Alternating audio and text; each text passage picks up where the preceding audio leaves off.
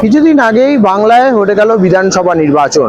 সেই বিধানসভা নির্বাচনে যে বদল, সে বদল হলো, বদলে কিন্তু বিধানসভায় আজ প্রথম প্রবেশ করা নতুন সরকার পক্ষ দল অর্থাৎ শুভেন্দু অধিকারীর নেতৃত্বে বাংলায় নতুন সরকার গঠন হয়েছে। ইতিমধ্যেই বিধানসভায় যে পুলিশের রেস্ট পয়েন্ট এবং যে গার্ডের যে রেস্ট পয়েন্ট যেটা ছিল নীল সাদা প্যান্ডেলে, তা ইতিমধ্যেই কমলা এবং সাদা প্যান্ডেলে রাঙিয়ে দেওয়া হয়েছে।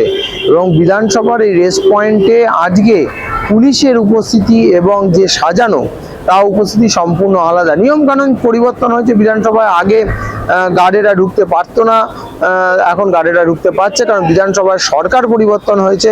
সরকারে এই মুহূর্তে স্পিকার হিসেবে আছেন তাপস রায় বিধানসভার ভিতরে, এবং বিধানসভার ভিতরে আজ শুভেন্দু অধিকারী এসেছিলেন, শপথ গ্রহণ করেছেন। অন্যান্য বিধায়কদের গতকালও করাবেন, আগামীকালও করাবেন। গতকাল স্পিকার শপথ গ্রহণ করেছেন এবং তারপরে কিন্তু আজ বিধানসভা থেকে বেরিয়ে সরাসরি চলে গেল মোহনবাগান ক্লাবে এবং সেখান থেকে যাবেন ভবানীপুরে।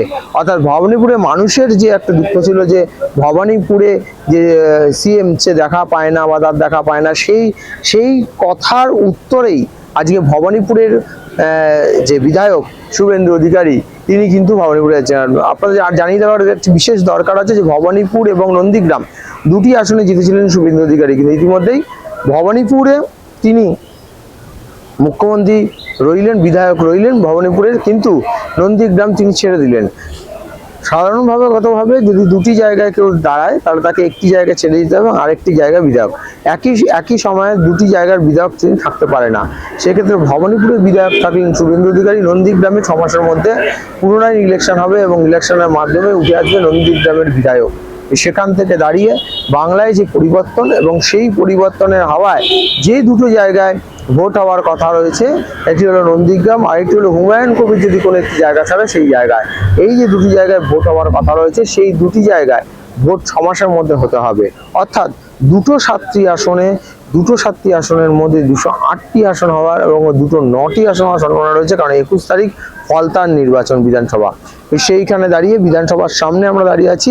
বিধানসভা থেকে বেরিয়ে গেলেন একটু আগে মুখ্যমন্ত্রী শুভেন্দু অধিকারী এবং রয়েছেন আরও মন্ত্রিসভার আরও সদস্যরা, রয়েছেন বিধায়করা। এরপর শুভেন্দু অধিকারীর নেতৃত্বে পশ্চিমবাংলা বিধানসভা থেকে কোন বার্তা মানুষের কাছে পৌঁছায় এবং এই পরিবর্তনের যেই কারণের জন্য হয়েছে, চাকরি নিয়োগ দুর্নীতি, একের পর এক যে কারণের জন্য যে পরিবর্তন, সেই পরিবর্তন কতটা উঠে আসবে, কতটা চাকরি পাবে চাকরিহারারা, সেই দিকেই দেখতে হবে নজর। ইতিমধ্যেই মুখ্যমন্ত্রী তার প্রতিশ্রুতি অনুযায়ী কিছু জিনিস আগেই নবান্ন থেকে ঘোষণা করেছেন, যেগুলো তিনি পরিবর্তন করবেন এবং পরের সোমবার আবার ক্যাবিনেট মিটিং করবেন এবং ক্যাবিনেট মিটিং করে তিনি কিন্তু ইতিমধ্যেই জানিয়ে দেবেন যে ডিএ, যেটা সরকারি কর্মীদের একটা বড় আন্দোলন এবং সংগ্রামী যৌথ মঞ্চ গঠন হয়েছে, যার জন্য যেখানে ডিএ আন্দোলন চলছে এবং সেখান থেকে বারবার শুভেন্দু অধিকারীর সঙ্গে দেখা করছে এবং সেখান থেকেই কি সলিউশন উঠে আছে এবং শুভেন্দু অধিকারীর বক্তব্য অনুযায়ী কোন জায়গায় বাংলার পরিবর্তনের সবচেয়ে বেশি নজর দেয়, সেই দিকে দেখতে হবে নজর। এই মুহূর্তে শুভেন্দু অধিকারী বিধানসভা থেকে বেরিয়ে মোহনবাগান ক্লাবে গেছেন। মোহনবাগান ক্লাবে শ্রদ্ধা জানিয়ে যাবেন ভবানীপুরে। ক্যামেরায় রাজ বর্মার সাথে দেবরুণ চক্রবর্তীর report, vision plus news, Kolkata.